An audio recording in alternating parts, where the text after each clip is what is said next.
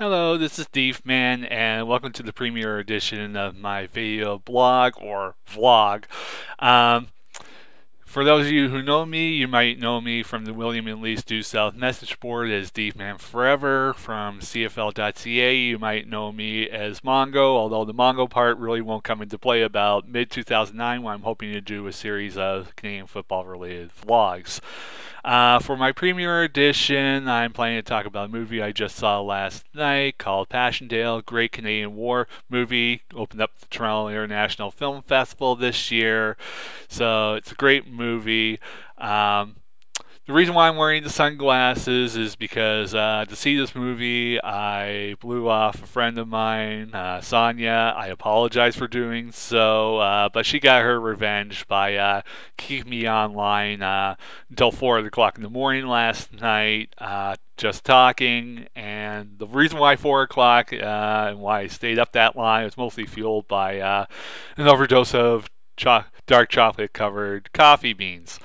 Anyway, like I said, Canadian war movie, Passchendaele, great movie.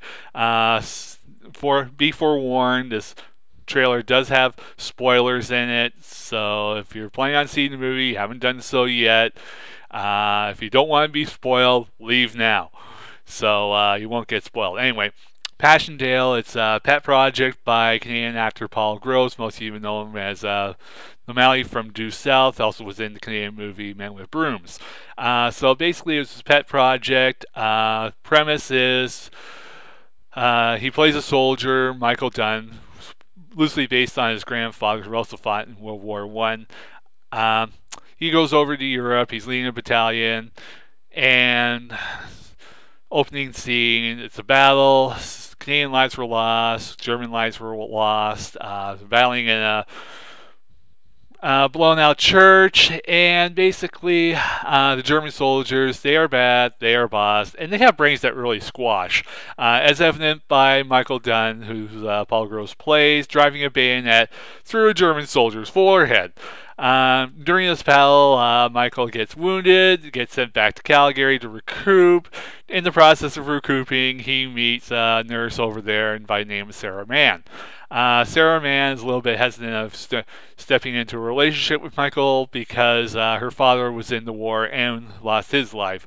So Michael's trying to set up a relationship with Sarah. At the same time, Sarah's brother, David Mann, he's trying to step to his girlfriend and win her father's approval. Unfortunately, it can't happen.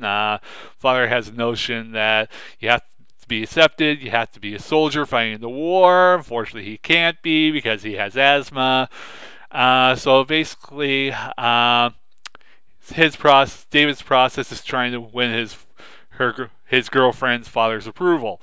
And in the process of trying to enlist in the war, he crosses paths with Michael, and Michael says you can't fight in the war because you have asthma. David says, screw you, I want to fight anyway, and it eventually leads to a summary where David wants to fight in the war. Michael says, you can't do it, and in the process, relationship between Michael and Sarah through David, really builds in this part of the movie.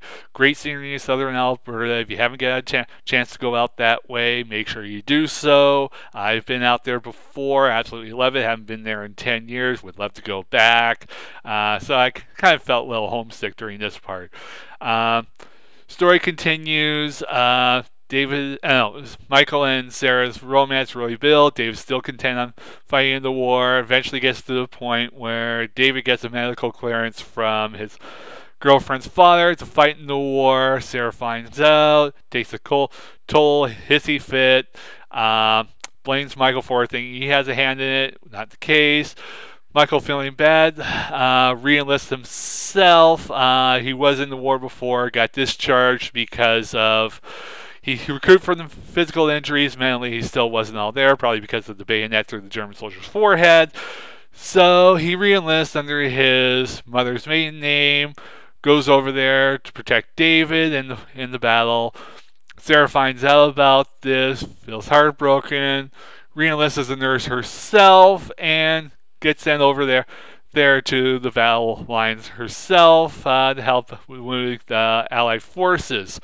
It's over there in Europe that Michael and Sarah rekindle the relationship, and a very romantic scene going on here. Now, this is a personal qualm that I have about this scene.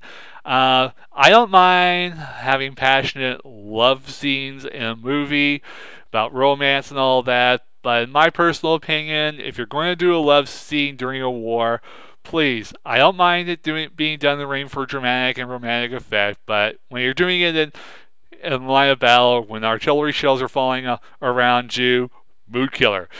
You can keep the romance, just don't do it in the heat of battle. Just my personal opinion. That's pretty much it. So basically, gets to the point after the love scene. Michael and David sent off into battle.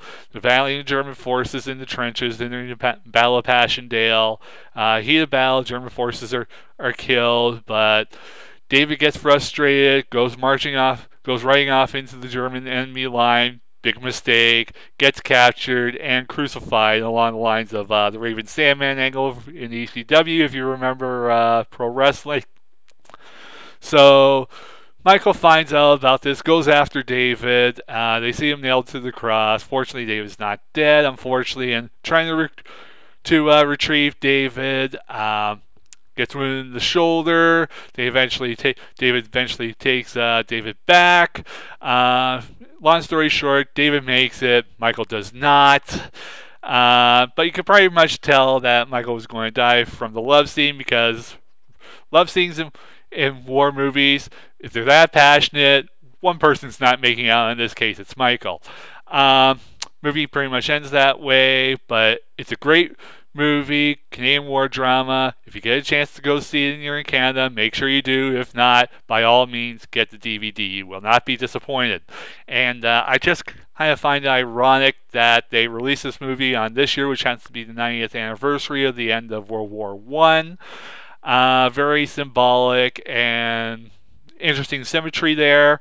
So, like I said, if you get a chance, go see the we. And after you do the movie, if you haven't done so yet, make sure you get your poppy. I got mine right here. And we do soldiers for the Canadian forces. They've done a lot over the years. And they fought really hard for the rights and freedoms we enjoy today. Make sure we don't forget them. From falling hands we throw the torch. Be yours to hold it high.